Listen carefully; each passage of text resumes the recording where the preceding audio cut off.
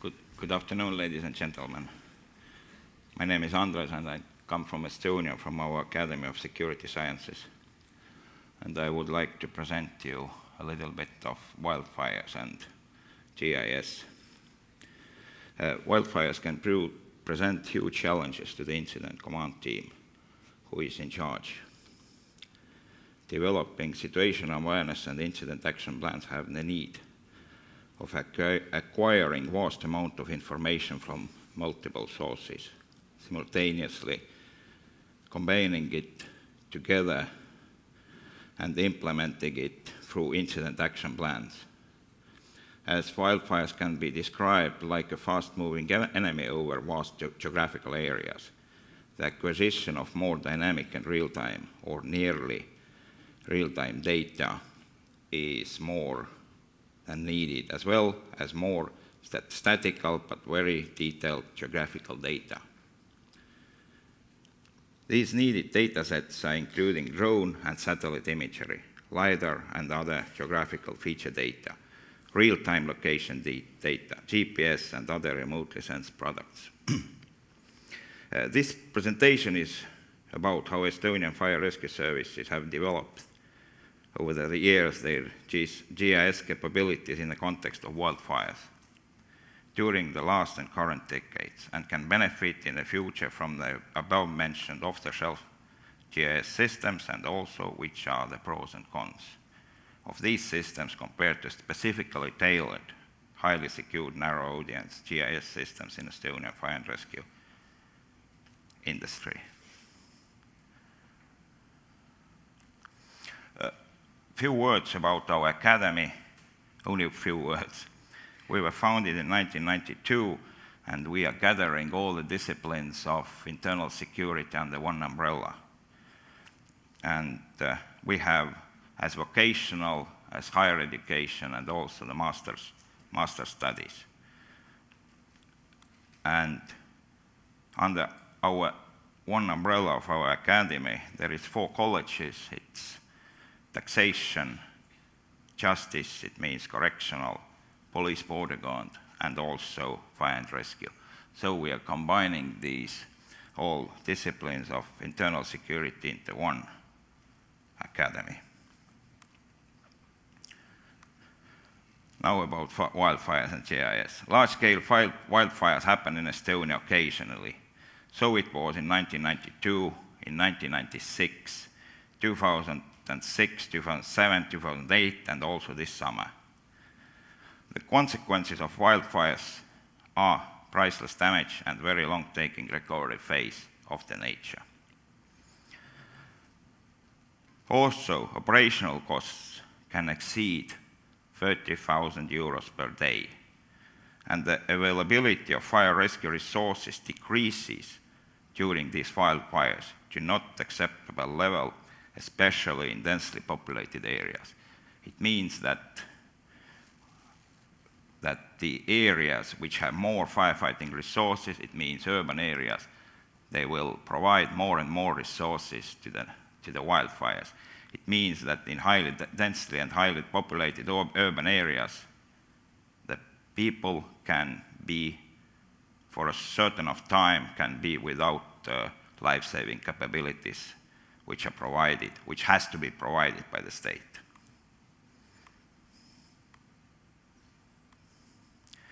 Before 2006, the main tools for intelligence gathering and planning during wildfires were our own eyes and paper maps.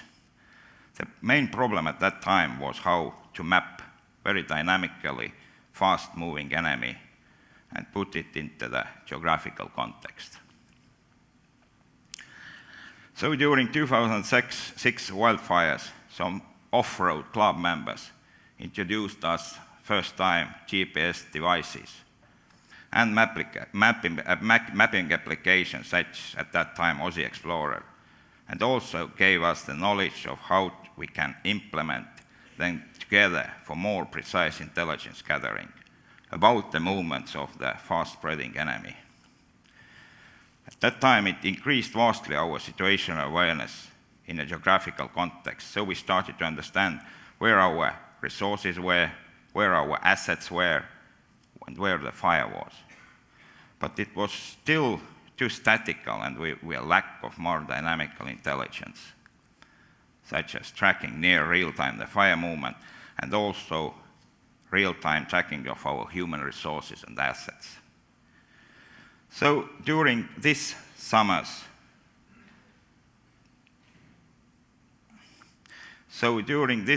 biggest forest fire, we noticed that for the past 10 years, GIS technology has evolved so quickly that we have lots of solutions present for our past historical needs. Near real-time high-resolution drone imagery, for example. Free availability of satellite imagery, datasets recorded using multispectral and thermal sensors, and live location data from our human resources and assets have the potential to increase our situational awareness and decision-making capabilities. In the future, to that level, what have never been achieved before.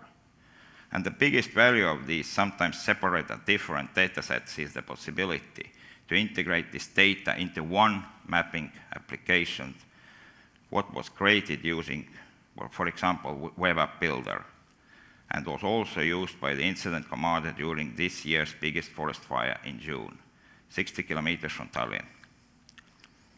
So different information can be integrated, and it contains live location data for our human resources and assets, some editable layers which serve the purpose to change quickly feature-based information between command team and responders, and some number of tile layers which are describing the extent of fire based on satellite or drone imagery, both multispectral and thermal, and possible exposure zones based on moisture and plant stress in the nature.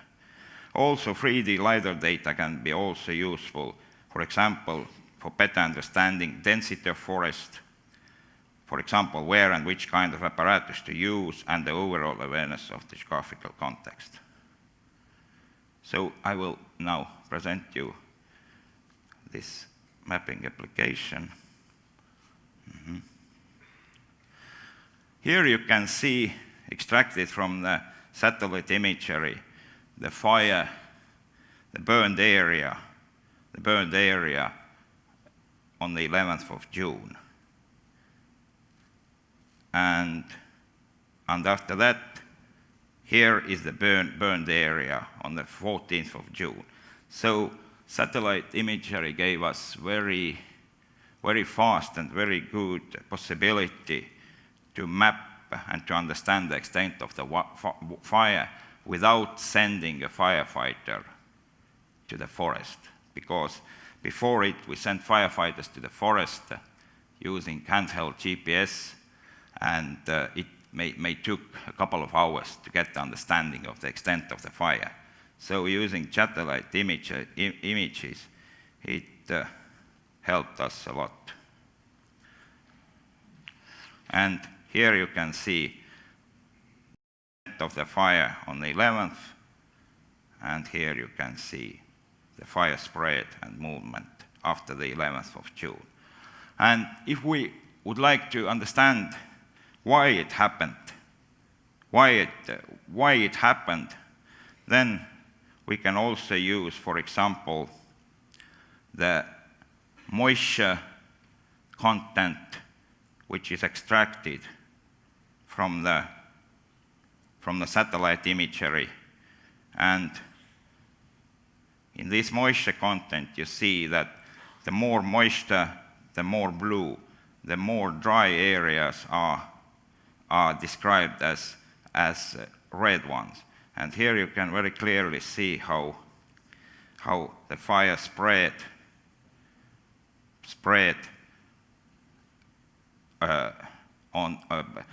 using these more moistured areas. And also, if we would like to make more predictive analysis, then it's also the predetermined fire index or predetermined fire hazard index. So we can see that when the fire started on the 11th of June,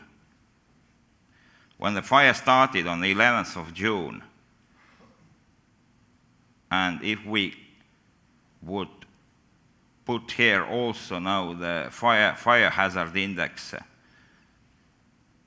so you can see that on the movement of fire, there was left very dry and hazardous content of the forest. So we can also use the satellite imagery not only to understand the extent of the fire, but also to predict the fire movement based on moisture, for example, and based on the predetermined fire index. And also what we have done, we have also tested this year, not in this fire, but during the exercises, we have tested also to make thermal map layers.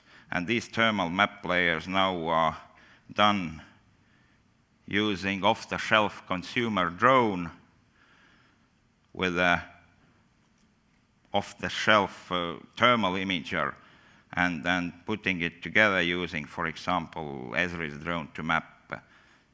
So it is also possible to make thermal layers, which can be very easily used during the wildfire, so we can know where are the hot spots, and concentrate very quickly our resources to these hot spots. This particular layer is not made during the fire, it's just made on a hot summer day in the wetlands of Estonia, but you can easily see how the hottest places are very easily seen. So, for the conclusion, we are very interested about the drone capabilities, and we are very interested about how the data feeds from drones can be in the future more easily integrated into GIS applications. And this has a lot to deal with the sensor, especially thermal sensors, near-infrared sensors, and shortwave infrared sensors. So, because the drone imagery compared to the satellite imagery is more achievable, because you have the drones, they are flying under the clouds, and it can be more achievable to use drone imagery. So it is all about payload, all about sensors, all about flight time, all about automation. The more we can automate the drone flights in our disaster areas, the more quickly we can acquire the needed data. And also, I would be very, very happy in the future if the most popular consumer drones nowadays can send also their telemetry data to Esri mapping applications.